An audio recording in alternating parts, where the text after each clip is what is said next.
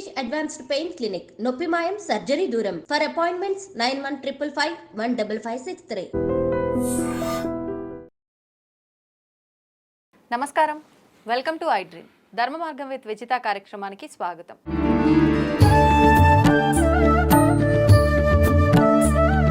ప్రస్తుతం మనతో పాటు ఉన్నారు ప్రముఖ ఆధ్యాత్మికవేత్త, జ్యోతిష పండితులు చింతా రుక్మాంగదరావు గారు. ఇప్పుడు వారితో మాట్లాడి మరిన్ని విషయాలు తెలుసుకుందాం. మనకున్న సందేహాలన్నింటినీ కూడా నివృత్తి చేసుకునే ప్రయత్నం చేద్దాం. నమస్కారం అండి. మాతృదేవోభవ, పితృదేవోభవ, ఆచార్య దేవోభవ. అయితే ప్రతి ఒక్కరూ కూడా పొద్దున్న లేచిన దగ్గర నుంచి పడుకునే వరకు ఎవరి నోట్లో నుంచి అయినా ఒకరి నోట్లో నుంచి ఖచ్చితంగా వచ్చే పదం ఏంటి అని అంటే అదృష్టం. ఇంకొకటి దానితో పాటే వెన్నంటే ఉండే పదం దురదృష్టం. నిజంగా అదృష్టాన్ని నమ్ముకోవాలి, అదృష్టం ఉంటేనే మనం ఎంత హార్డ్ వర్క్ చేసినా కూడా మనకు కలిసి వస్తుంది అని చెప్తూ ఉంటారు. అదృష్టం లేదు, ఏమీ లేదు, మనం కష్టపడితే ఖచ్చితంగా ఫలితం వస్తుంది అని నమ్మే వాళ్ళు ఉంటారు. అందుకని చెప్పి నిజంగా ఈ అదృష్టం దురదృష్టం అనేది నమ్మొచ్చా? నిజంగా ఇవి నిజమేనా? నిజంగా ఉంటుందా అదృష్టం అనేది? మనం ఏ పని చేయకపోయినా అదృష్టం ఉంది కదా అని నమ్మి కూర్చుంటే నిజంగా వస్తుందా ప్రతి ఒక్కటి మన దగ్గరికి? దీనిపైన ఏం చెప్తారు మీరు? మనిషి జీవితంలో అన్నిటికన్నా గొప్పది ఏది అంటే అందులో డబ్బులు, పదవి, అందము, ఆస్తులు, చదువు, ఇలా ఎవరు తోచింది వాళ్ళు చెప్తూ ఉంటారు, ఆలోచిస్తూ ఉంటారు. కానీ అన్నిటికన్నా గొప్పది అదృష్టమే. ఇవేవి లేకపోయినా అదృష్టం ఉంటే చాలు, అవన్నీ వీళ్ళ చుట్టూ తిరుగుతాయి. అంటే ఇప్పుడు బెస్ట్ స్పీకర్ ఫస్ట్ విన్నర్ అని ఒక మాట ఉంది. అంటే బాగా మాట్లాడగలిగిన వ్యక్తి మొదటి విజేత అని అర్థం. ఓకే. బాగా మాట్లాడగలిగిన వాళ్ళు, ఒక అందమైన స్త్రీ, ఒక విద్యావంతుడు ప్రపంచాన్ని చుట్టగలరు. ఇప్పుడు టెండూల్కర్ క్వాలిఫికేషన్ ఎంతమంది తెలుసు? ఆయన బ్యాటింగ్, ఆయన క్వాలిఫికేషన్. ఇప్పుడు ఐశ్వర్యరాయ్ క్వాలిఫికేషన్ ఎంతమంది తెలుసు? ఆమె మిస్ వరల్డ్ యూనివర్సిటీ అది అయింది. ఆమె అందమే ఆమె యొక్క క్వాలిఫికేషన్. బాగా మాట్లాడగలిగిన వాళ్ళు అంటే ఎప్పుడు మాట్లాడతారు? వాళ్ళు మాట్లాడబోయే విషయం పైన స్పష్టమైన అవగాహన ఉన్నప్పుడే మాట్లాడతారు, అప్పుడు అందరూ ఆమోదిస్తారు.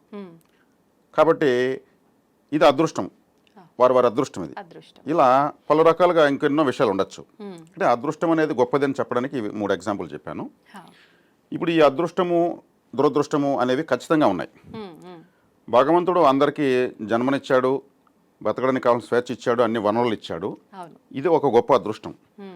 వీటన్నిటిని సక్రమంగా సద్వినియోగం చేసుకోలేకపోవడము ఒక పెద్ద దురదృష్టం. అంటే మన లైఫ్ ఆర్డర్లో మనం పెట్టుకోవడం లేదు. ఇప్పుడు 1, 2, 3 అన్నట్టు ఒక పుస్తకంలో ఎలాగైతే పేజెస్ ఉంటాయో మనము 50వ పేజీని ముందు పెట్టుకుంటున్నాము, 1వ పేజీని చివరికి పంపిస్తున్నాము. అంటే మన పరిస్థితులను అపరిపక్వంగా మనం కిందికి పైకి పెడుతున్నాం. అప్పుడేమవుతుంది? సీరియల్గా లేనప్పుడు ఏమవుతుంది? వాళ్ళకి సక్రమంగా ఏది జరగదు.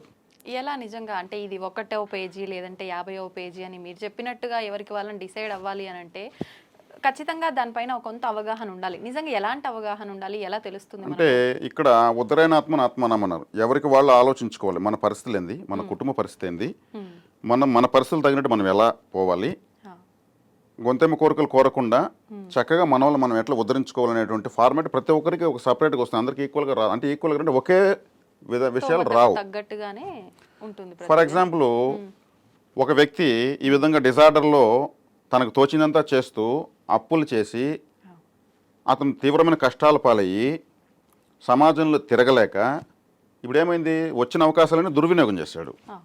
ఇప్పుడు సమాజంలో తిరగాలంటే అప్పుల వాళ్ళు వెంటబడుతున్నారు, ఫోన్లు ఆఫ్ చేస్తున్నాడు, తిరుగుతున్నా వెంటబడుతున్నారు.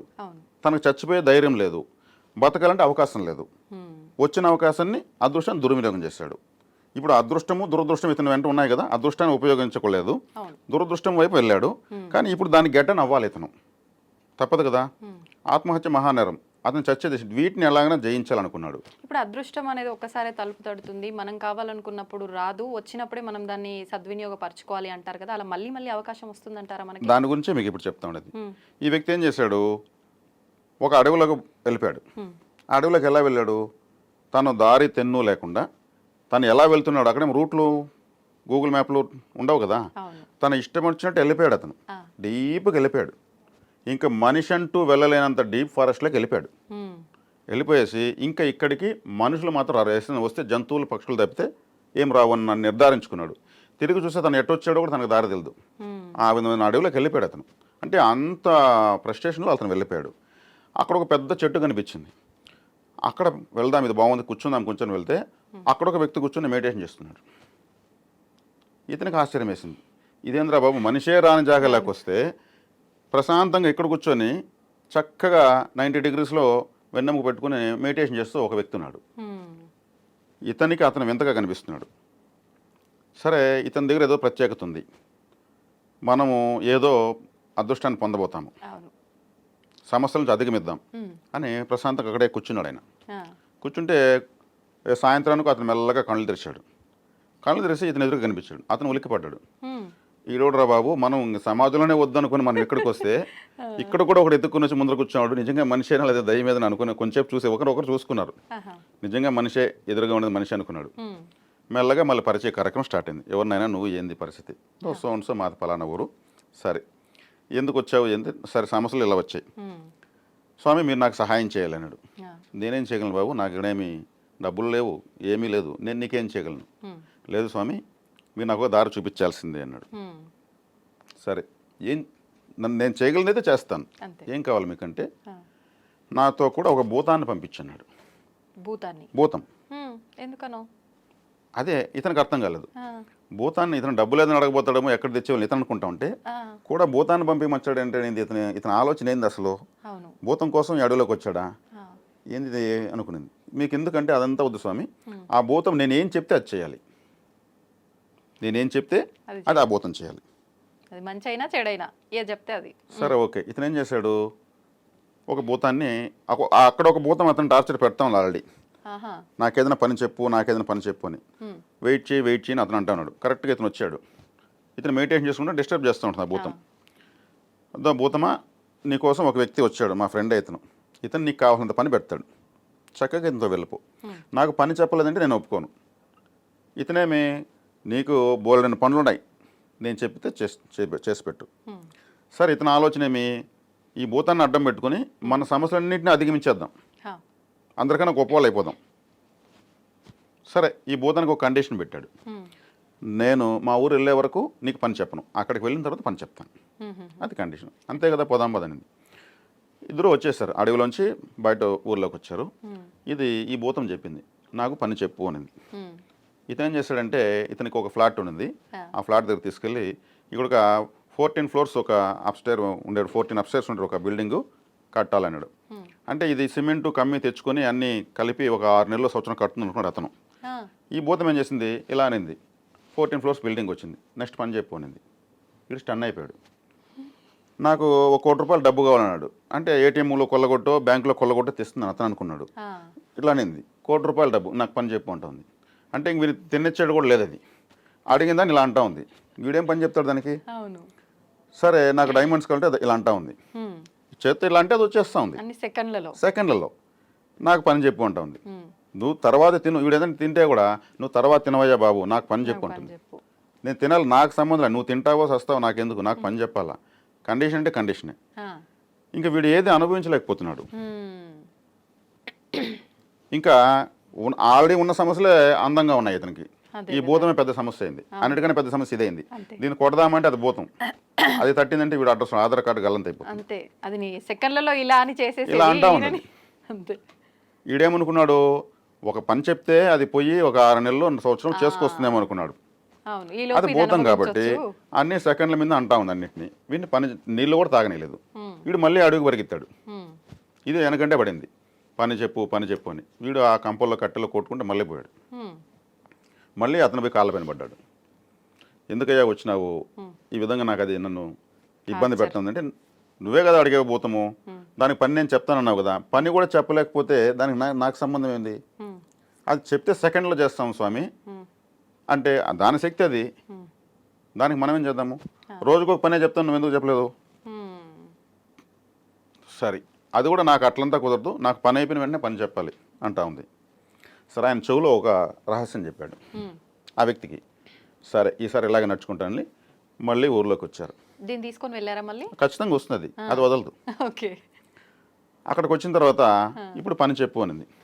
అతను చెప్పాడు. అక్కడ కుక్క వెళ్తా ఉన్నది. ఆ కుక్కను చూపించి దాని తోకను చక్కగా చేయని చెప్పాడు.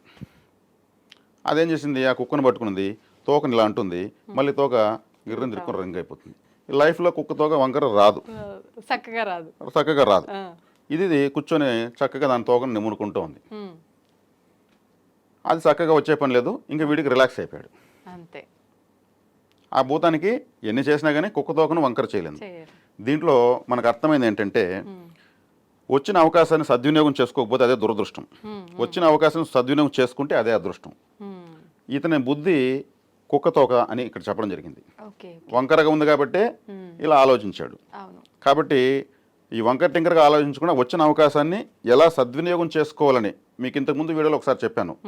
ఆలోచించాలంటే ఆలోచించాలి. ఆలోచించాలి. అలా అనాలోచితంగా ఆలోచిస్తే ఇట్లా అనవసరమైనటువంటి అదృష్టమే దురదృష్టంగా శత్రువుగా మారిపోతుంది.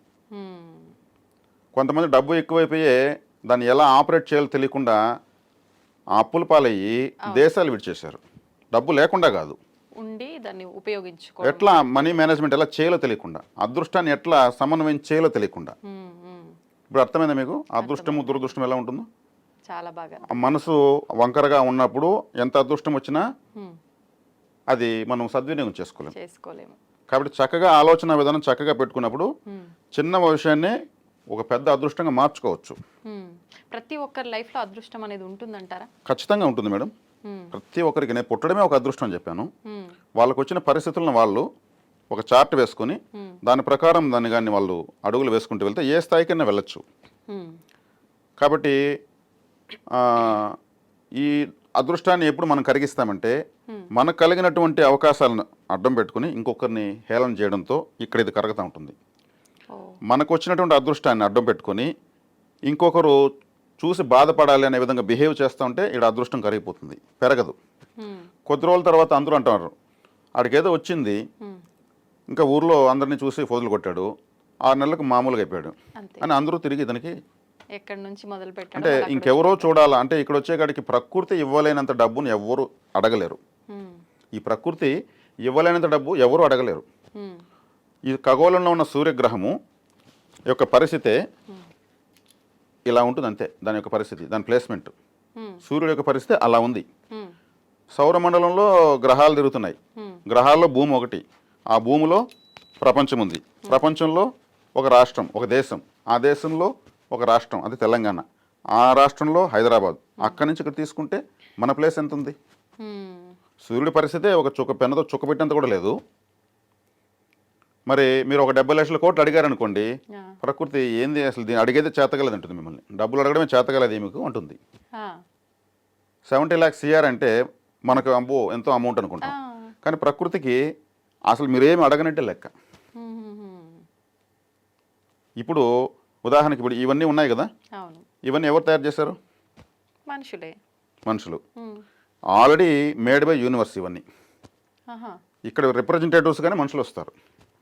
మెడికల్ రిప్రజెంట్ ఎలా వస్తారు అలాగే మనుషులు వస్తారు ఇక్కడికి. ఎవ్రీథింగ్ మేడ్ బై యూనివర్స్ అంతే. అక్కడ మ్యానుఫ్యాక్చరింగ్ అయిపోతుంది, అది మెటీరియల్ కావడానికి ఇక్కడ మనుషులు వస్తారు.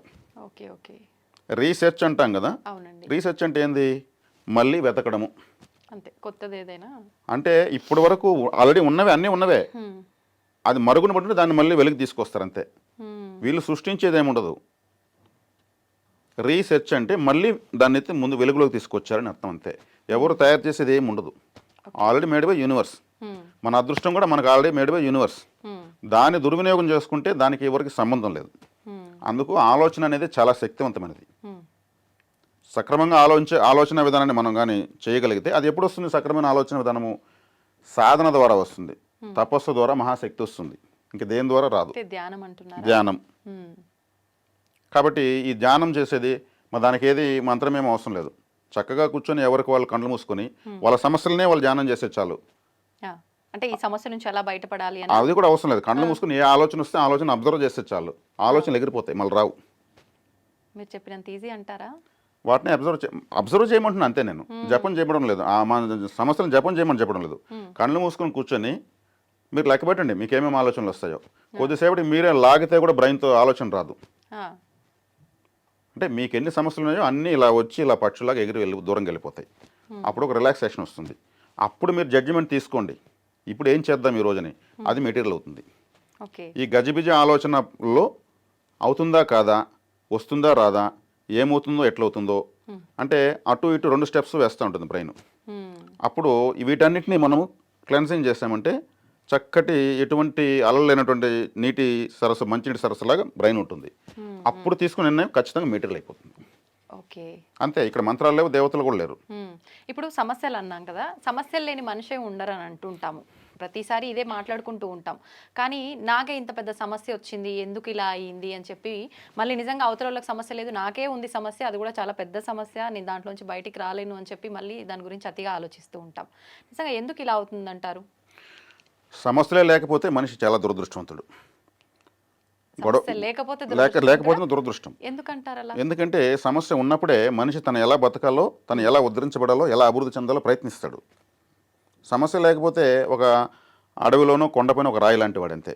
ఏమి దానికి ఏ సమస్య లేదు. గాలి వచ్చినా సమస్య లేదు, వాన వచ్చినా సమస్య లేదు, ఎండ వచ్చినా సమస్య లేదు, అక్కడే ఉంటుంది, ఏ పని లేదు, దేంట్లో చలనం లేకుండా ఉంటుంది. ఏదైనా సమస్య వస్తే ఇప్పుడు ఒక సినిమా తీస్తారు, హీరోకి చివరి వరకు సమస్యలు ఎదురుతుంటాయి విలన్ వల్ల. వాటన్నింటిని అధిగమించినప్పుడే సినిమా సీరియస్గా చూస్తారు. హీరోని, హీరో ఫ్యామిలీని, హీరో ఫ్రెండ్స్ని ఇబ్బంది పెట్టడము, ఇతను మళ్ళీ సీన్లో దిగి గొడవ పడ్డము, చివరిలో విలన్ మాత్రం సింపుల్గా అరెస్ట్, అలా ఒక చివరి సీన్లో అరెస్ట్ అయ్యి నవ్వుతూ వెళ్ళిపోతాడు అంతే. మళ్ళీ నేను అంత చూస్తానే, అప్పటి వరకు ఇతన్నే విలన్ ఆడుకుంటాడు. ఇతని సమస్యలన్నీ అధిగమించినప్పుడే ఆ సీన్లో హీరో ఎంటర్ అవుతాడు. అంటే సినిమా కూడా సమస్యలు హీరోకి ఎక్కువ పెడితేనే హిట్ అవుతుంది. హీరో నిరూపించుకోవాలంటే గమని కుర్చేసి కూర్చుంటే సినిమా హిట్ అవుతుంది.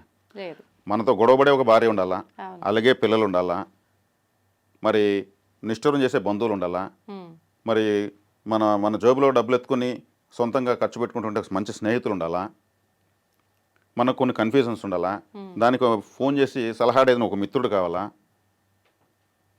ఇవన్నీ కావాలి. ఇవన్నీ అదృష్టాలు. ఇవేవి లేకపోతే ఎట్లుంటుందంటే ఒక అనాథ లాంటి జీవితం. కరెక్ట్ అండి, అది అనుభవిస్తేనే తెలుస్తుంది కదా. దానిలో మాధుర్యం ఆలోచిస్తే అర్థమవుతుంది. నేను చెప్పినవే మెడిటేషన్ చేయండి ఎవరైనా సరే, ఈ వీడియో చూస్తున్న వాళ్ళు కూడా. భార్య ఎంతో గొప్పది, తను ఇంకెవరితో గొడవపడుతుంది? ఎందుకు గొడవపడుతుంది? బాధ్యతాయుతంగా గొడవపడుతూ ఉంటుంది, పిల్లల కోసము, అభివృద్ధి కోసం గొడవపడుతూ ఉంటుంది. ఇప్పుడు స్నేహితులు ఉంటారు, నమ్మక ద్రోహులు చేసే వాళ్ళు ఉంటారు, మన కోసం ఏదైనా చేసేటువంటి సాహసం చేసి మనం కాపాడేటువంటి వాళ్ళు ఉంటారు. ఇవన్నీ ఉన్నప్పుడే అదృష్టవంతులు. లేకపోతే ఈ సమస్యలే లేని వాడు అదృష్టవంతులు అనుకుంటే అసలు అది క్వశ్చనే కాదు, అది దానికి ఆన్సరే ఉండదు. కాబట్టి మనకు ప్రకృతి అనేది మనల్ని ఉద్ధరింపజేసే దానికోసమే కొన్ని సమస్యలు మనకి ఇస్తుంది. ఆ చార్ట్ని మనము సక్రమంగా 1, 2, 3 అనేసి కంప్లీట్ చేసుకుంటూ రావాలి. అప్పుడు మన నైపుణ్యం బయటపడుతుంది. కాబట్టి సమస్యలు లేని వాళ్ళు ఎవరుంటే అందరూ సమస్యలు ఉన్న వాళ్ళే, ఎవరి సమస్యలు వాళ్ళకి పెద్దవి. కాబట్టి కొంతమంది గొప్ప వాళ్ళు అంటూ ఉంటారు, మేము ఎన్నో కష్టాలు పడ్డాం కాబట్టి ఈరోజు ఈ స్థాయిలో ఉన్నాం, మేము ఎన్నో సుఖాలు పడ్డాం కాబట్టి ఆ మాట ఎందుకు రాదు అంటే వాళ్ళు అన్ని కష్టాల ఫలితమే ఈ రోజు ఉన్నట్టు ఈ అద్భుతమైన జీవితం అని వాళ్ళు అనుభవంతో చెప్తారు. నిజంగా అన్ని కష్టాలు అనుభవిస్తేనే మంచి సుఖవంతమైన జీవితం ఉంటుందంటారా? ఇది కర్మభూమి. అంటే ఇక్కడ మనిషిగా పుట్టిన దేవుడు కూడా కష్టాలు పడాల్సిందే. శ్రీరామచంద్రుల వారు ఆ లైఫ్ అంతా కష్టాలే కదా. అవునండి. కట్టెగా నేలపైన పడుకున్నాడు, కట్టెలు తెచ్చి కుటీరాలు వేసుకునేసి ట్రైబల్ లైఫ్ అనుభవించాడు. భార్య దూరమైంది, పిల్లలు దూరమయ్యారు, రాజ్యం దూరమైంది, తల్లిదండ్రులు దూరమయ్యారు, అన్నదమ్ములు దూరమయ్యారు. కోతులు పట్టుకుని ఒక పెద్ద మహాప్రపంచ స్థాయి వీరుడిపైకి యుద్ధానికి వెళ్ళాడు, వానర సైన్యాన్ని. ప్రతి సెకండ్ ఆయన ట్రబుల్ని ఫేస్ చేస్తూ అధిగమిస్తూ వెళ్ళాడు. ధర్మం ఎప్పుడు తప్పలేదు. మరి ఆయనకి అక్కడే కూడా జాంబవంతుడు, హనుమంతుడు లాంటి గొప్ప గొప్ప వాళ్ళు వచ్చి మీట్ అయిపోయారు. ఒక ఇన్ఫర్మేషన్ తన రాజ్యాన్ని పంపించుంటే దశరథ మహారాజు సామ్రాజ్యంతో వచ్చి రావణాసుడి పైన పడేది. అటు పోలేదు. మరి ఆయన మన సాక్షాత్ శ్రీ మహావిష్ణువే, ఆయన ఎన్ని ట్రబుల్స్ ఫేస్ చేయలేదు, ఎన్ని అసౌకర్యాలు అనుభవించలేదు. ఇవన్నీ అంటే ఎవరికైనా కష్టాలు తప్పవు, దాన్ని అధిగమించిన వాడే గొప్పవాడవుతాడు అని నిరూపించడం కోసం వాళ్ళ కష్టాలు అనుభవించారా, లేదంటే దేవుళ్ళకి కూడా కష్టాలు తప్పవు, మానవులకి ఈ భూమి పైన పుట్టిన తర్వాత దేవుడైనా మనిషిగా పుడితే కష్టాలు తప్పవు, వాటిని అనుభవించినప్పుడే కృషి ఉంటే మనుషులు ఋషులు అవుతారు, మహాపురుషులు అవుతారు అనేదానికి ఇదే తార్కాణం. నేను రెడీ అన్నప్పుడే ప్రకృతి మనకేదన్నా నువ్వు ఎలా రెడీనో చూపిస్తానని చెప్పి మనకేదైనా ముందుకు ఇస్తుంది. అవునండి. నేను ఏమి చేయను అనుకున్న వాడికి ఏమి ఇస్తుంది? నాకు ఆకలి లేదంటే అన్నం పెడతారా? లేదు. కాబట్టి నేను రెడీ అన్నప్పుడే ఏదైనా వస్తుంది. దాన్ని ఎలా ఛేదించాలో అదే రీసెర్చ్, ప్రతి ఒక్కటి రీసెర్చే. అదే పాండవులు ఉన్నారు, పాండవులు మరి వాళ్ళు ఏకచక్రపురంలో మారువేషాల్లో ఆకలిని ఎవరు జయించలేరు. సాక్షాత్ దైవ స్వరూపులు వాళ్ళు. అవును. ఇల్లు వీళ్ళు భవతే భిక్షాందేహిని అడుక్కొని తెచ్చి అంతా ఒక చోట పెట్టి వాళ్ళ తల్లి దగ్గర ఆమె ఎవరికి ఎలా పెట్టాలో ఎవరి కడుపు ఎంతో తల్లికి తెలుసు. అందుకే తల్లి కడుపు చూస్తుంది, భార్య జోబు చూస్తుంది అంటారు. ఆమె పంచేది ఐకమత్యాన్ని వదలలేదు వాళ్ళు. తల్లిని ఎంత ఆరాధించారు. అవును. సమాజానికి ఈరోజు దేవతలుగా ఆరాధించబడుతున్నారు. మరి దుర్యోధనుడికి ఎందుకు ఆలయాలు లేవు, పాండవులకి ఎందుకు, ద్రౌపది మాతకి ఎందుకు అంత ఆదరణ ఉంది? పంచమహాపతివ్రతలు ఆమె ఒకటి, అవును. సీతా, సావిత్రి, ద్రౌపది, మండోదరి, అరుంధతి 5 మందిలో ఈమె ఒకటి ఉంది. మరి ఆరో పతివ్రతను ఎందుకు చెప్పలేదు? వాళ్ళంత ఖచ్చితమైనటువంటి జీవితాన్ని అనుభవించారు. అందరికీ ఆదర్శమైన యుగ యుగాలకు వాళ్ళు కీర్తించబడుతున్నారు.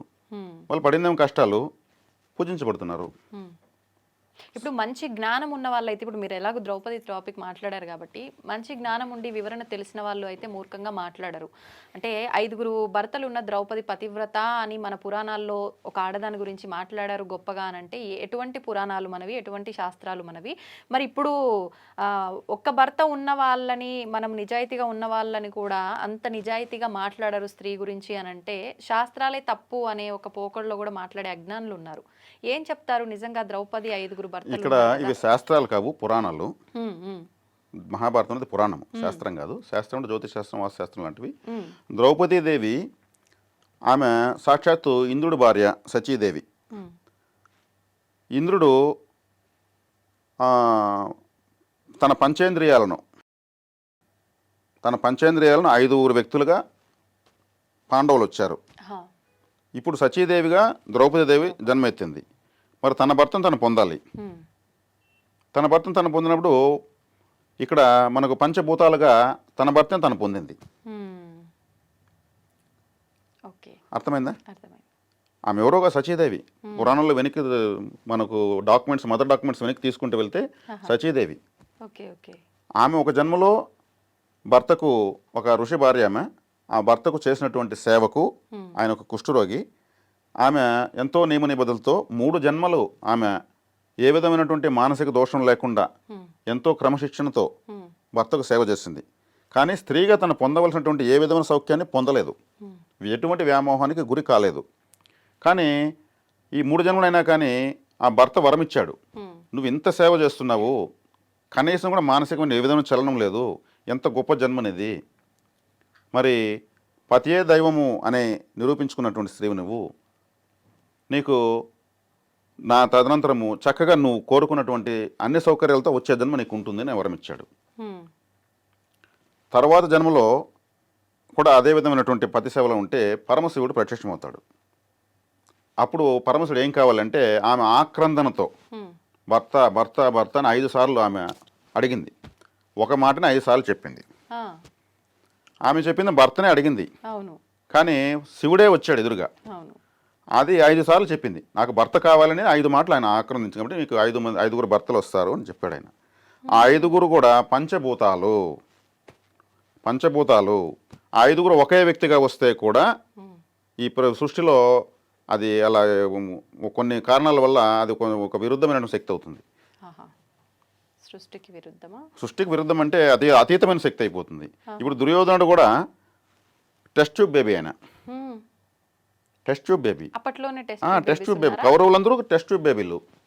గాంధారదేవి తన పిండాన్ని ఛిద్రం చేసుకుంటే 101 కుండల్లో ఆ ఒక పిండాన్ని పెట్టి మంత్రజలంతో కొన్ని వనమూలికలతో నిక్షిప్తం చేస్తే అప్పుడు అందరూ పుట్టారు.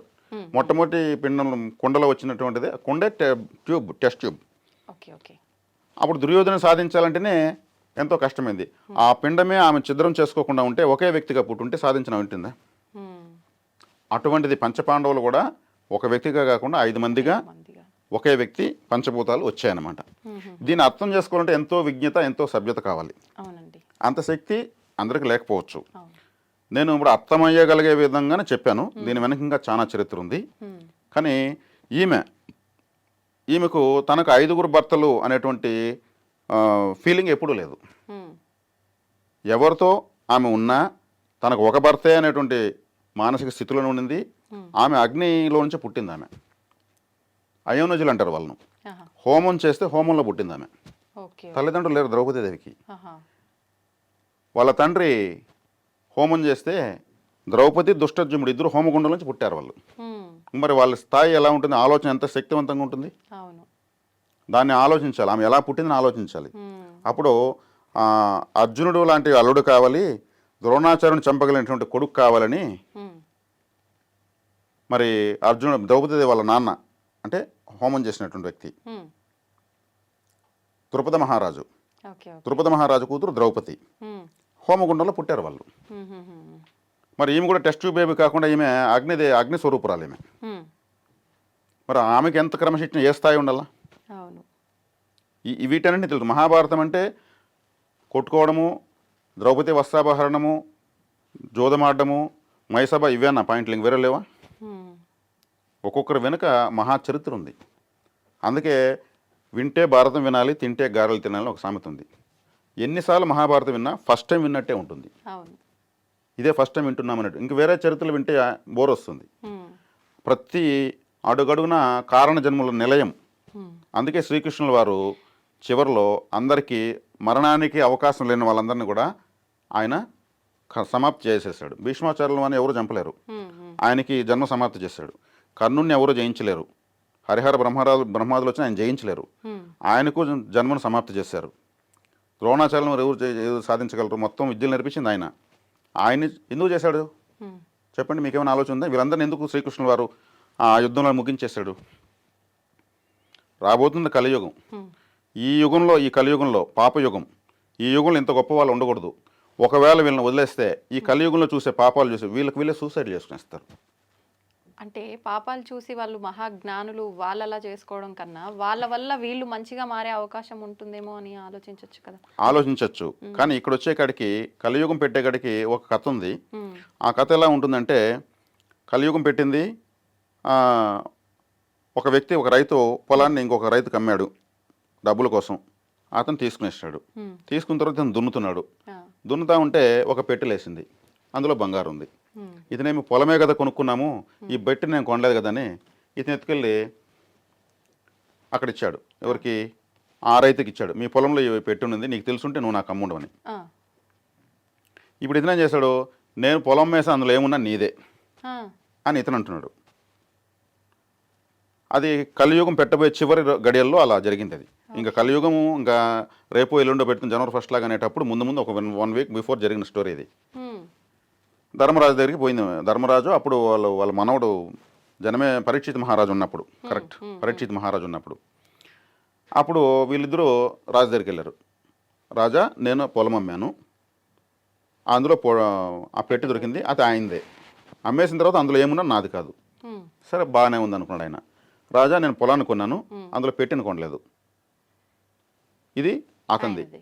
అతను డబ్బు లేకనే కదా నాకు అమ్మాడు, అందులో పెట్టింది తెలియదు కదా, ఇప్పుడు తెలిసింది ఇచ్చేస్తున్నాను, నాకు వద్దు స్వామి, నేను డాక్యుమెంట్ ఆయన రైట్ చేశాను అని అతను. ఇప్పుడు ఇతనికి రెండు ధర్మ సంఘటన అయిపోయింది. ఏం చెప్పాలి? రెండు సైడ్ల రెండు సైడ్ న్యాయమే ఉంది. అప్పుడు ఆయన పండితులను పిలిచి అడిగితే, రాజా ఒక 1 వీక్లో కలియుగం పెడుతుంది, కలియుగం తీర్పు చెప్తుంది అంటే, సరే 1 వీక్ తర్వాత రండి అన్నాడు ఆయన. 1 వీక్ అయ్యేకాడికి వీడు కలియుగ ప్రభావం స్టార్ట్ అయ్యాడు. వీడు పరిగెత్తున్నాడు, నా పెట్టి నాకు నేను ల్యాండే అమ్మాను, ఆ పెట్టి నాదే అంటున్నాడు. వీడు ల్యాండ్ అమ్మేసావు కదా, అమ్మిన తర్వాత దాంట్లో ఏమన్నా నాదే అంటున్నాడు. లేదు నాదే అని కలియుగ ప్రభావం స్టార్ట్ అయిపోయింది. ఇటువంటి ధర్మాలు చూసి ఉండగలరా వీళ్ళు గొప్పవాళ్ళు? లేదు, ఉండలేరు. అందుకు ఆయన వీళ్ళకు వీర స్వర్గాన్ని ఇవ్వాలి అనేసి అందరినీ కూడా శ్రీకృష్ణుల వారు వీర స్వర్గాన్ని ఇచ్చేసాడు. Okay okay. అదే శ్రీకృష్ణుల వారు పరిపూర్ణ అవతారం అంటారు ఆయన్ని. ఆయన ఒక పెద్ద క్యాల్కులేటర్, ఎవరిని ఎప్పుడు కంప్లీట్ చేయాలి. అర్జునుల వారికే భగవద్గీత చెప్పాడు, 4వ రోజే చెప్పేశాడు ఆయన. అభిమన్యుడు చనిపోయిన 4వ రోజే మళ్ళీ శ్రీకృష్ణుని పోయి చొక్కా పట్టుకున్నాడు అర్జునుడు పోయి, నా కొడుకు నాకు తెచ్చిపెట్టు అని. అప్పుడు నేను తలగొట్టుకున్నాడు, అర్జున 4 రోజుల ముందే చెప్పాను నీకు, సమస్తము నాలోకే వస్తూ ఉంది, విశ్వరూపం అయితే చూపించాను, ఇక్కడున్న వాళ్ళు ఎవరు బ్రతకరు, నువ్వు యుద్ధం చేయకపోయినా నేను నీ ప్లేస్లో ఇంకొక 10 మంది అర్జునులు తెచ్చుకోగలను, కానీ నీకెందుకు అవకాశం ఇచ్చానో దాన్ని సద్వినియోగం చేసుకో అని భగవద్గీతలో చెప్పాడు. నువ్వు డిసప్పాయింట్ అయిపోయి నా కొడుకు నాకు తెచ్చి అంటే, నీకు భగవద్గీత నేను ఎందుకు చెప్పిందంటే, అప్పుడు అర్జునుల వారు అవును నిజమే, మళ్ళీ నాకు ఇంకొకసారి చెప్పు భగవద్గీత అన్నాడు. ఆయన 2వసారి భగవద్గీత చెప్పాడు అర్జునుడికి. కానీ అదే ఉత్తరగీత 2వసారి చెప్పాడు కాబట్టి మళ్ళీ చెప్పాడు, ఉత్తరగీత అయింది అది. చివరిలో మళ్ళీ ఉద్ధవుడు శ్రీకృష్ణుల వారి క్లాస్మేట్ చిన్నప్పుడు, ఏంది కృష్ణ నాతో చదువుకున్నావు, నాతో ఆటలాడావు, అర్జునుడికి 2 సార్లు భగవద్గీత చెప్పవు, నాకు చెప్పకూడదంటే అప్పుడు ఉద్ధవుడికి చెప్పాడు ఆయన గీత. అది ఉద్ధవ గీత అయింది. కానీ భగవద్గీతలో చెప్పింది ఉత్తర గీతలో లేదు, ఉత్తర గీతలో చెప్పింది ఉద్ధవ గీతలో లేదు. ఈ 3 గీతలు చదివితే మనకు బతకడానికి ఎటువంటి సందేహాలు ఉండవు. అంత గొప్ప జ్ఞానం ఆ 3 గీతలు. దాంట్లో ఒకటి సంబంధం లేదు. కానీ మూడిట్లో అద్భుతమైన బ్రహ్మజ్ఞానం ఉంది. శ్రీకృష్ణుల వారే చెప్పింది యాస్టీ చెప్పలేకపోయాడు. దేని నుంచి మనం ఏం నేర్చుకోవచ్చు అంటారు సింపుల్ గా చెప్పాలంటే? 3 గీతలు. రాబోయే కలియుగానికి కావాలన్న అన్ని రకాల విజ్ఞానం ఆ 3 గీతల్లో ఉంది. వాటిని మనం స్టడీ చేసి ఆలోచిస్తే చాలా అప్పటికే మనకు 6 లెవెల్ పెరిగిపోయింది ఆ 3 గీతలు చదివిన తర్వాతనే. అంటే ఆ జ్ఞానం ఎప్పుడైతే మన బ్రెయిన్లో లోడ్ అవుతుందో యూనివర్సిటీ నుంచి చదివేటప్పుడు మన చుట్టూ నెగటివ్ ఎనర్జీ దూరం వెళ్ళిపోతుంది. అందుకు గీత గొప్పది. కాబట్టి ఉద్ధవ గీత, ఉత్తర గీత, భగవద్గీత 3 గీతలు చెప్పాడు శ్రీకృష్ణుల వారు. కానీ ఆయనే సేమ్ యాస్టీస్ మళ్ళీ చెప్పలేకపోయాడు. దానికి ఎగ్జాంపుల్ చెప్పిన, మీరు స్టూడియోకి వస్తారు ఈరోజు, ఇదే స్టూడియోకి మళ్ళీ రేపు వస్తారు కదా, మీరు ఎక్కడెక్కడ కాళ్ళు పెట్టుకొచ్చి అదే ప్లేస్లో కాళ్ళు అడుగుపెట్టి రాగలరా? లేదు. కానీ స్టూడియోకి అయితే వస్తారు కదా. సేమ్ అలాగే ఆయన కూడా గీతలో 3 విధాలుగా చెప్పాడు. 3 విధాలను అద్భుతమైన జ్ఞానం ఉంది. కాబట్టి ఆయనకు తెలుసు ఎవరిని ఎప్పుడు ఎలా వాళ్ళని నిర్జించాలి, మోక్షాన్ని ఇవ్వాలనేసి. అంత పెద్ద ఎక్కువ వరకు శ్రీకృష్ణుల వారికే. మహాభారతంలో అందరూ అనుకుంటారు యుద్ధం చేసిన భీముడు, అర్జునుడు హీరోలు వాళ్ళిద్దరు అనుకుంటారు. టోటల్ హీరో శ్రీకృష్ణుల వారు. ఆయనకి చాలా వర్క్ ఎక్కువ. అందుకే ఆయన ఆ వెపన్స్ ఎత్తుకోకుండా గుర్రం పగ్గాలు పెట్టుకునేసి చేతిలో కూర్చొని మొత్తం క్యాలిక్యులేట్ చేసుకుంటే రేపేం చేయాలి, ఈ రోజు ఏం చేయాలని చూసుకుంటూ వచ్చాడు ఆయన. ప్రణాళిక వేస్తున్నారు ఆయన. బ్రెయిన్ వర్క్ చేశాడు అనమాట. కాబట్టి ఇలా ఆలోచిస్తే మహాభారతం ఇలా చెప్పుకుంటే ఇప్పటి వరకు ఎవరు వినటువంటి గొప్ప భారతాన్ని మనం చెప్పొచ్చు సమాజానికి. ఇప్పుడు మీరు చెప్పినట్టుగా చూస్తే నాకు ఒక సందేహం ఉండేది. మనకు కృష్ణుడు అనగానే ఒకరే కనిపిస్తారు మనందరము వినేంత వరకు కూడా. కానీ కృష్ణులు కూడా 3 ఉన్నారు మహాభారతంలో. మీరు చెప్పిన విధానం వింటేనేమో గీతనే 3 రకాలుగా బోధించారు 3 సందర్భాల్లో అని చెప్పి. కానీ కృష్ణులే ఒక కృష్ణుడు కాదు, 3 కృష్ణులు ఉన్నారు, 3 రకాలుగా బోధించారు అని చెప్పి. నిజంగా కృష్ణుడు ఒకరుగా ఉన్నారా, 3గా ఉన్నారా భారతంలో? కృష్ణ అనే పేరు ద్రౌపది పేరు కృష్ణ. ఇది చాలా మంది తెలియదు. అవునా? కృష్ణ, ఆమె పేరు కృష్ణ.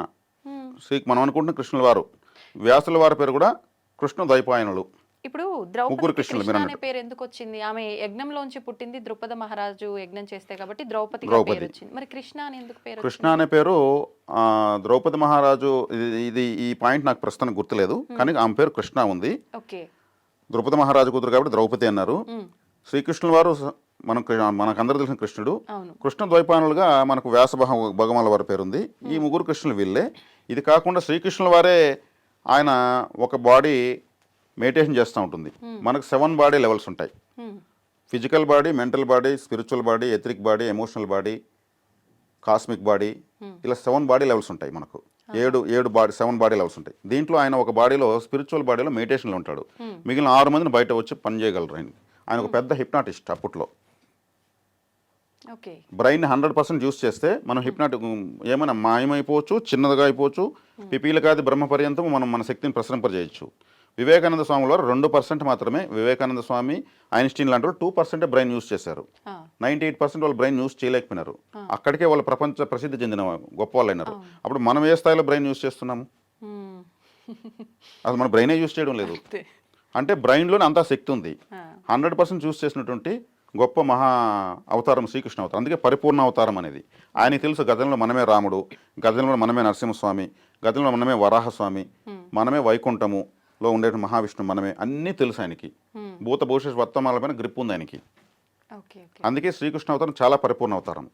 ఆయన్ని స్టడీ చేస్తే ఇంక మన లైఫ్ నల్లేరుపై నడకవుతుంది. అంటే చాలా సాఫీగా ఉంటుంది. ఈ భూలోకం పైన ఇంకో భూలోకం చూడగలుగుతాం, అంత నాలెడ్జ్ వస్తుంది. ఈ భూలోకం బృందావనంలాగా కనిపిస్తుంది, లేదంటే ట్రాఫిక్లో సిగ్నల్సే కనిపిస్తాయి. శ్రీకృష్ణుల వారిని స్టడీ చేసే చాలు. ఇప్పుడు ఆయన మనకు పక్కనే ఉంటూ ఉంటాడు, మనకు తెలియదు ఆ విషయం. ఎందుకంటే ఆయన గురించి గొప్పగా చెప్తున్నాం కదా. అవును. ఇప్పుడైతే ఆయనే ప్రతి ఒక్క యుగంలో ఒక్కొక్క అవతారంలా పుట్టబోతున్నాను అని, లేదంటే అవతరించబోతున్నాను అని ఆయనకు తెలుసు. ఇదంతా కూడా ఆయన పైన ఆధారపడి ఉందన్నారు కదా.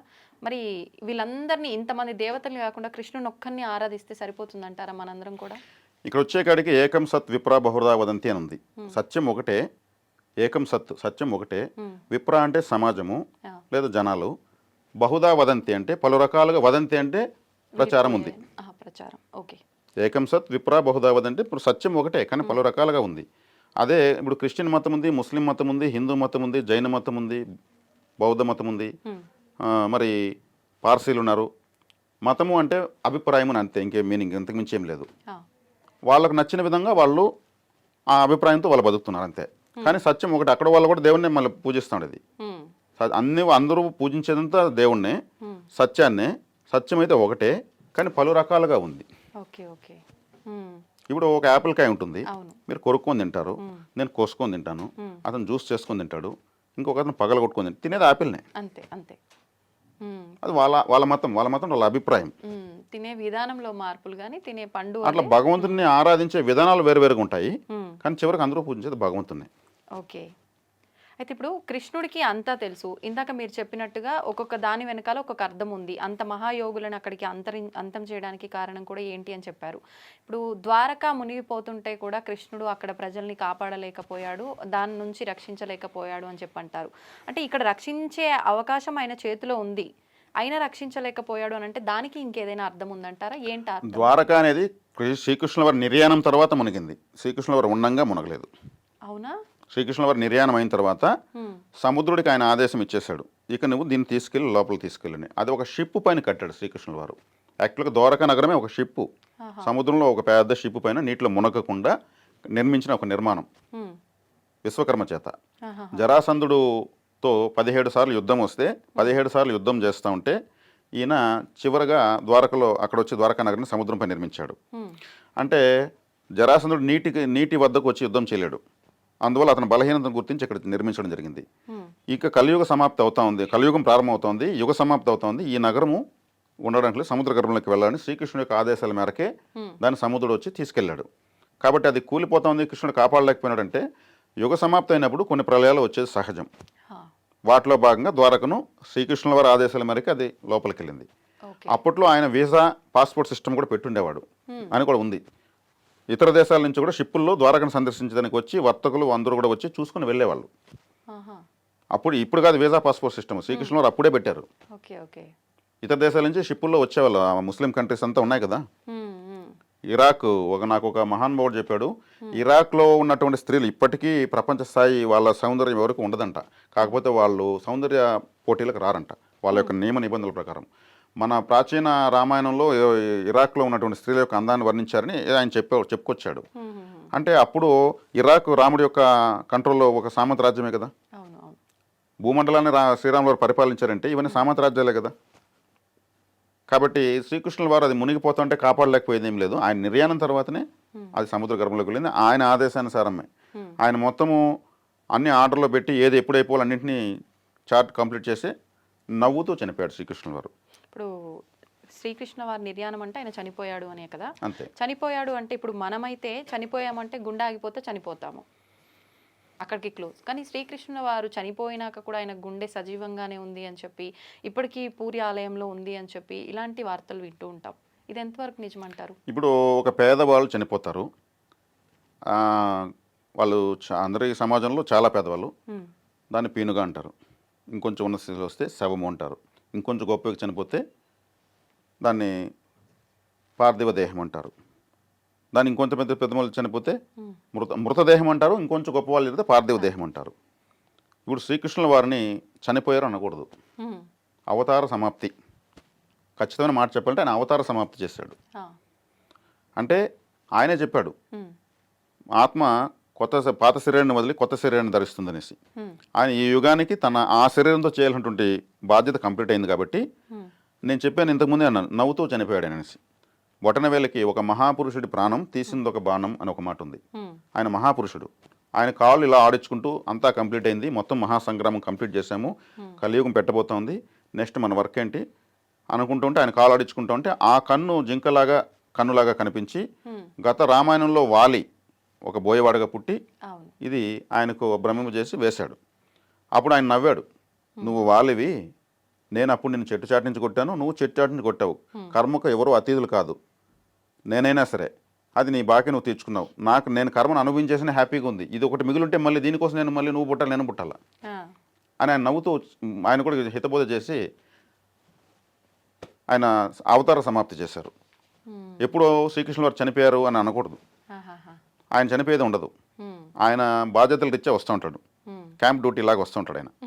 కాబట్టి కలియుగంలో కూడా కలికి అవతారంతో ఆయన క్యాంప్ డ్యూటీతో వస్తాడు. ఆ శరీరాన్ని సముద్రం ఈడ్చుకెళ్ళిందని, కాలుస్తూ ఉంటే సగం దేహమే కాలిందని, అందులో హృదయాన్ని తీసి పూరి ఆలయంలో పెట్టారని, ఇదంతా వాస్తవమే. దీని వరకు మనకి ఇక్కడి వరకే మాట్లాడేటువంటి స్థాయి మనకుంది. ఇంతకు పైగా మాట్లాడంటే చాలా పెద్ద విషయం, అది మహానుభావులు మాట్లాడాలి. అది ఉన్నది వాస్తవం మీరు చెప్పింది. శ్రీకృష్ణుల వారి హృదయమే, అది కూడా కండ్లకు గుడ్డ కట్టుకుంటారు, దాన్ని ఎవరు చూడటానికి లేదు. ఇప్పుడు కూడా కండ్లారా చూసి చూడరు, ఒక విధానం ఉంటుంది. ఆ విధానం ప్రకారమే ఆ విగ్రహాలు, కొత్త విగ్రహాలు తీసి దాంట్లో పెడతారు. విగ్రహాలకు కూడా అంటే మిగతా విగ్రహాలలాగా కాళ్ళు చేతులు ఉండడం కానీ, రాయితో విగ్రహాలు ఉండటం కానీ కాకుండా అక్కడ చెక్క విగ్రహాలు ఉంటాయని చెప్పి మనకు ఓన్లీ ఒక ఆకారం కనిపిస్తుంది కానీ అవయవాలు కనిపించవు అని చెప్పి వింటూ ఉంటాం. ఎందుకని అంటారు అలా? అదే శ్రీకృష్ణుల వారి దేహం ఎలాగైతే అక్కడ ఉన్నిందో, ఆ నిర్యాణమైనప్పుడు అది అసంపూర్ణంగా అలాగే తీసుకొచ్చారు. ఇక్కడ కూడా ఒక చరిత్ర ఉంది. చెక్కుతున్నప్పుడు ఒక శబ్దము ఏదో వస్తే వాళ్ళు ఆపేశారు చెక్కడము, ఆ శిల్పులు కంటకు గుడ్డ తీసేశారు, ఏదో శబ్దం, ఒక చరిత్ర ఉంది. అది నేను ఇప్పుడు ప్రస్తుతానికి చెప్పలేను, నెక్స్ట్ వీడియోలో మీకు చెప్తాను, వివరిస్తాను చక్కటి. ఎందుకంటే ఏదంటే మనం చెప్పకూడదు, దానికి ఒక కారణం ఉంది. అక్కడ వరకే అసంపూర్ణంగా ఆగింది కాబట్టి అక్కడ వరకే చేసి పెడుతున్నారు. మొట్టమొదటిగా అక్కడ పూరిలో విగ్రహాలు పెడుతున్నప్పుడు ఆ విగ్రహాలు ఎలా చెక్కాలి ఏందనేది ఒక చరిత్ర ఉంది. ఆ చరిత్ర స్పష్టంగా నేను మీకు నెక్స్ట్ వీడియోలో ఇస్తాను. అంటే నియమాలు ఉండేవి, నియమాలకు విరుద్ధంగా ఏదో జరగటం వల్ల అది అక్కడితోటి ఆగిపోయింది అనుకోవచ్చేమో. అనుకోవచ్చు. కారణం అయితే మహాకారణం ఉంది. ఓకే, మనం ఖచ్చితంగా మరొక వీడియోలో దాని గురించి మాట్లాడుకుందాం. అయితే ఇప్పుడు మీరు మాట్లాడిన దాన్ని బట్టి కర్మ దేవుడు మానవ రూపంలో వచ్చి సృష్టిని నడిపిస్తున్నప్పటికీ ఆయన అనుభవించక తప్పలేదు. అది కనుక అనుభవించకపోతే మళ్ళీ దీనికోసమైనా నేను జన్మ తీసుకోవాలి కాబట్టి అక్కడికి అది క్లోజ్ చేశారు ఆ కర్మని అన్నారు కదా. మరి ఇప్పుడు మానవ జన్మ ఒకటే జన్మ ఉంటుంది అని, మళ్ళీ రాదు అని, వచ్చింది అంటే అది అదృష్టము అని చెప్పి అని అంటూ ఉంటారు. ఈ జన్మలో ఇప్పుడు నాకున్న పాపపు కర్మే కానీ అది పుణ్యకర్మే కానీ నేను తీర్చుకోలేకపోయానే అనుకోండి, మరి నేను మళ్ళీ మానవ జన్మగా పుడితేనే కదా నేను అవన్నీ తీర్చుకోగలుగుతాను. అలా సాధ్యం పడుతుందంటారా? సాధ్యపడేది కాదు. ప్రకృతి ఆటోమేటిక్గా మీకు ఇంకో శరీరాన్ని, తల్లిదండ్రులను, సమాజాన్ని, కుటుంబాన్ని ప్రసాదించేస్తుంది. మళ్ళీ కర్మను అనుభవించాలి కదా. ఇప్పుడు మోక్షం కావాలి అనడంలో అర్థం ఏంటంటే నాకు మళ్ళీ జన్మ వద్దు అని అర్థం. మళ్ళీ జన్మ వద్దు అంటే నేను చెప్పినట్టు జడ పదార్థంగా మారిపోవడమే మోక్షం అంటే. ఇది ఎవరన్నా బాధపడినా కానీ నేను క్షమించాలి నన్ను ఈ మాట అన్నందుకు. మళ్ళీ జన్మ కావాలి, ఉత్తమమైన జన్మ, ఇప్పటికన్నా ఇంకా ఉత్తమ జన్మ కావాలి. ఉత్తమోత్తమ జన్మలకు వెళుతూ ఉండాలి, నేర్చుకుంటూ ఉండాలి. ఈ మహా విశ్వాన్ని గురించి మనం తెలుసుకుంటూనే ఉండాలి. ఒక జన్మతో పూర్తి కాదు ఇది, ఈ విజ్ఞానం అనంతమైనది. కాబట్టి మీతో గత వీడియోలో కూడా నేను ఏమని, అర్థమైంది సిద్ధాంతము, అర్థం కానిది వేదాంతము, అర్థం అయ్యి కాకుండా ఉండేది రాద్ధాంతమని. మనము ఈ విశ్వం గురించి ఎంత పరిశోధిస్తే ఎన్ని జన్మలు కావాలంటే అన్ని జన్మలు కావాల్సి వస్తుంది మనకు. ఒకసారి దేవసభ పెట్టి మీటింగ్ పెట్టి బ్రహ్మదేవుడు, సృష్టికర్త నేనే కదా, నాకు మించిన వాళ్ళు ఎవరున్నారు, నాకు తెలియదు ఏముంది అని విర్రబీగుతా ఉంటే శ్రీకృష్ణుల వారు చెప్పినారంట, సరే నీకన్నా గొప్ప వాళ్ళు ఉన్నారు, నీకు తెలియని వాళ్ళు ఉన్నారంటే అదెట్లది, సృష్టికర్త నేనే అన్నప్పుడు అంటే నువ్వు రాకూడదు అని చెప్పి ఆయన పిలిచి ఇలా ఒక మంత్రం చదవగానే ప్రకృతిలోంచి కొన్ని స్పేర్ పార్ట్స్ వచ్చి ఒక రథం తయారైంది. బ్రహ్మదేవుడికి ఇది ఇప్పుడు నేను చేశాను, నాకు తెలియకుండా ఇది ఎప్పుడు తయారైంది అనుకున్నాడంట. సరే ఆశ్చర్యంగా స్టార్టింగ్ ఆశ్చర్యమైంది. ఇతను ఎక్కాడు, తర్వాత ఏదో చెప్పాడు, ఇది వెళ్తూ ఉంటే ఎన్నో గ్రహాలు లోకాలు దాటి వెళ్తా ఉంది. ఈ లోకాలన్నీ ఎక్కడున్నాయి, వీటన్ని నేను ఎప్పుడు తయారు చేయలేదే అని ఆశ్చర్యంగా చూస్తున్నాడంట. అంటే బ్రహ్మ సృష్టిలో, ఇతని సృష్టిలో అవన్నీ ఎప్పుడు చేస్తాడో తెలియదు. ఆయనకు తెలీదా, లేవా ఆయన సృష్టిలో లేవు. అలా వెళ్ళి ఒక చోట ఆకింది. అక్కడ వెళ్తే ఒక వ్యక్తి, రోమపాదుడు అని ఒక వ్యక్తి, రోమాలే పాదాలుగా కలిగినవాడు, వెంట్రుకలతో నడుచుకుని వస్తున్నాడు. అతను అంత బలంగా ఉన్నాయి వెంట్రుకలు అతనికి. అతని పేరు రోమాలే పాదాలు కలిగిన వాడు కాబట్టి రోమపాదుడు అన్నారు. అతను వస్తుంటే ఇతను ఎప్పుడు మన ఆలోచనలో లేడే, ఇతను మనం సృష్టించలేదే, ఇతను నమస్కారం పెట్టాడు. మరి శ్రీకృష్ణుల వారు చెప్పారంట, బ్రహ్మదేవుడికి కాస్త జ్ఞానోపదేశం, కొంచెం మంచి జ్ఞానం ఇవ్వాలంటే నా దాకా ఎందుకు, మా అన్న ఉన్నాడు అక్కడ, అతని దగ్గర తీసుకెళ్ళండి స్వామి అంట. అంటే వీడికి అన్న కూడా ఉన్నాడు, వాడెట్టుంటాడు అనుకున్నాంట. బ్రహ్మదేవుడు ఈయన వెంట్రుకలతో నడుస్తున్నాడు. మరి అక్కడికి వెళ్తే అక్కడ 8 వంపులతో ఒక వ్యక్తి ఉన్నాడంట. 8 రకాలుగా తన శరీరం వంగి, అష్టావక్రుడు అంటారు ఆయన. 8 రకాల వంగి ఉన్నాడు కాబట్టి ఆయన ఒంటికాలపైన జపం చేస్తున్నాడు. శ్రీకృష్ణుల వారగానే నమో నారాయణయ్య అని వచ్చాడు అనమాట. ఇన్ని వంపులు ఉన్నాడు, ఇతనేది ఇలా ఉన్నాడు, మనం ఎప్పుడు సృష్టించామనుకున్నాడంట. అప్పుడు బ్రహ్మదేవుల వారికి కాస్త మీరు జ్ఞానోపదేశం చేయండి అంటే అప్పుడు ఆయన చెప్పాడంట, అంటే ఈ అష్టావకుని గురించి తెలుసుకోవాలని నేను బ్రహ్మకు ఉత్సుకతగలిగితే మా తమ్ముడికి 1000 వెంట్రుకలు ఉన్నాయి, పెద్ద పెద్ద లావు లావు వెంట్రుకలు, రోమపాదుడు అంటారు. అతను ఒక వెంట్రుక 1000 సంవత్సరాలకు ఒక వెంట్రుకలు రాలిపోతుంది. అతను ఒకసారి పుట్టి చేస్తే నాకు ఒక వంపు చక్కగా వస్తుంది అన్నాడంట. ఒక వెంట్రుక రాలిపోవాలంటే 1000 సంవత్సరాలు పడుతుంది, 1000 వెంట్రుకలు రాలంటే ఇంటూ 1000 సంవత్సరాలు. కానీ మా తమ్ముడు ఒకసారి పుట్టి చచ్చిపోతే నాకు ఒక వంపు చక్కగా వస్తుంది. 8 వంపులు చక్కగా రావాలంటే కొన్ని వేల సంవత్సరాల లక్షల సంవత్సరాలు దాన్ని బ్రెయిన్కి పేలిపోతుంది ఆ లెక్క వేసేకడికి, సున్నాల వేలు. బ్రహ్మదేవుడు అప్పటికి గడగడ వణుకుతున్నాడంట. ఇది నిజమా అబద్ధమా తర్వాత విషయం. చిన్నప్పుడు బామ్మలు పిల్లలకు చెప్పే కథ లాంటిది అనుకుందాం. ఇప్పుడు ఇది ఏదైనా పురాణంలో శాస్త్రంలో ఉందా? ఉంది. నేను చెప్పిన దానికి ఇది యథావిధిగా ఉండాలని ఏం లేదు. నేను కూడా చిన్నప్పుడు మీరు నన్ను అడిగినట్టే నేను మా అమ్మ దగ్గర కనుక్కున్న విషయం ఇది. ఆమె నా గురువు కాబట్టి అనంతమైనది జ్ఞానం ఈ సృష్టి. అందుకే శ్రీకృష్ణుల వారికి బ్రహ్మదేవుడు నీలాంటి బ్రహ్మలు ఎంతోమంది వచ్చి సృష్టించి వాళ్ళు గతించి తర్వాత నీకు ఇప్పుడు ఇన్ఛార్జ్ వచ్చింది, నువ్వు ఒక ఇన్ఛార్జ్ మాత్రమే, ఒక పదవి లాంటిది, అది కూడా ఒక పోస్ట్ బ్రహ్మ అనేది. ఆ పదవులకి నువ్వు వచ్చావు. నేనే అంత అనుకుంటే నువ్వు కానిది ఎంతో ఉంది అని చూపించడంలో పరమార్థం అది. అంటే అవును, అష్టావకుడు ఎంత గొప్ప తపస్సు ఉండాలా, రోమపాదుడు ఎంత తపస్శక్తిగా ఉండాలా. మరి ఇలా ఆలోచిస్తే మరి మనం ఏ స్థాయిలో ఆలోచిస్తున్నాం అనుకోవాలి, మనం ఏం సాధిస్తున్నాం అనుకోవాలి. చేయకముందే అంత చేశానని అహంకార పడుతూ ఉంటాం మానవులం. ఇట్లా చెప్తూ పోతే ఇది అనంతంగా పోతుంది. మీరు అడుగుతూ ఉంటే నేను చెప్తూ ఉంటే ఇది అనంతం. దీనికి ఎండింగ్ స్టార్టింగ్ ఉంటుంది, ఎండింగ్ ఉండదు. అన్ని గొప్ప విషయాలే ఉంటాయి. అది సంతోషం అండి, చాలా మంచి విషయాలు తెలియజేశారు. మనం ఎక్కడో అదృష్టం దగ్గర మొదలుపెట్టి ఎక్కడి వరకో వచ్చేసాము, అయినా కూడా చాలా మంచి ఇన్ఫర్మేషన్ అయితే మా అందరికి కూడా ఇచ్చారు. ధన్యవాదాలు.